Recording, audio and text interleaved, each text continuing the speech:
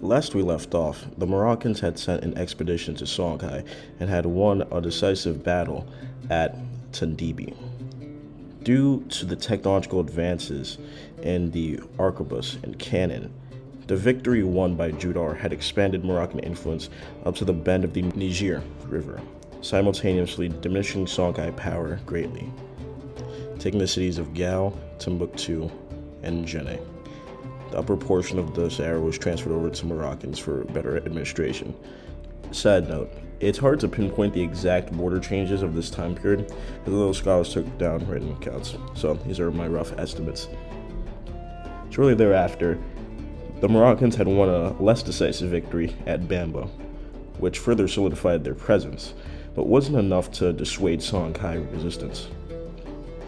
The Songhai, under Ishak II, would refuse to give up the fight and would solicit the city of Timbuktu to revolt.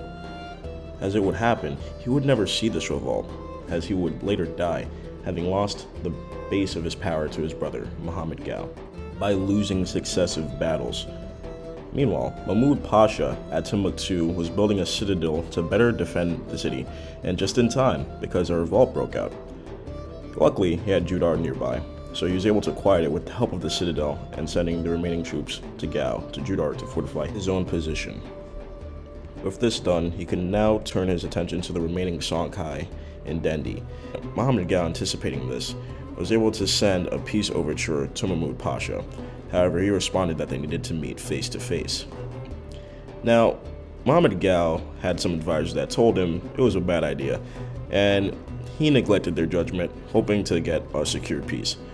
So, he met with Muhammad Gao, and at the banquet, he met with Mahmud Pasha, who was speaking in Spanish. All of a sudden, the guards surrounded them and arrested them. Mahmud Pasha then turned them over to Judar, of course, who was actually still stationed in Gao. And it was at this point where Mahmud Pasha had elected a brother of Muhammad Gao, Suleiman, to the throne, and this caused widespread revolts throughout the newly conquered realms, which was unfortunate, because it was at this point that a new man named Nuhu rose to power due to popular support of his people. Mahmud Pasha then went around quelling these small rebellions and then meeting Nuhu in battle. He would find that Nuhu was not an easy opponent. Nuhu was smart and he had tricks up his sleeves, such as mosquitoes and heat. Mahmud Pasha's expedition into Dendi lands to usurp Nuhu hit a wall when they encountered these harsh conditions, along with guerrilla troops under Nuhu that came to confront them. They were armed with their own arquebuses, and this, along with the conditions, led to a complete rout by Moroccan troops, forcing Mahmud Gao to return back to Timbuktu.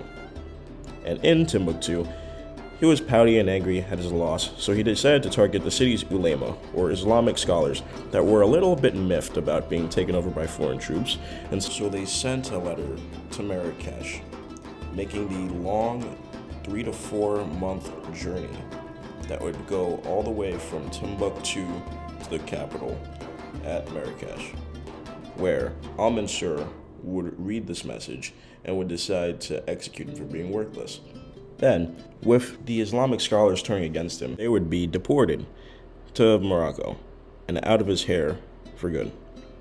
Meanwhile, in the Moroccan army, dissension and distrust was building, and it was torn between Mahmud Pasha and Judar, with Nuhu in the south laughing all the while.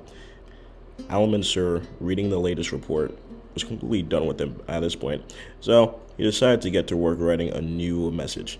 This one was a writ of execution, to be given to a man known as Mansur ibn Abd al-Rahman. Mahmud Pasha caught wind of this, and he did not like it. And so his genius idea was to go into the mountains, fight a rebellion, hopefully gain enough glory to win and keep a spot. But he died. And Ibn al-Rahman came to encounter both Judar and Nuhu in the current geopolitical climate down south. Judar was given the administrative tasks, while al-Rahman had the military. But this wasn't the case, because Judar by this point had too much power, and al-Rahman would end up dead under suspicious circumstances. Some sources say it was poisoned by Judar. Who knows? Judar was the undisputed head of the Moroccan army by the Niger Delta by this point, and any claimant to be the man in charge of the Moroccan army in the Pashalik of Timbuktu would meet a quick end. And it was the case until 1599, because that was the year Judar was recalled up north, back to Morocco. It was about the same time that trouble was brewing around the city of Jenne. That's a story for another time.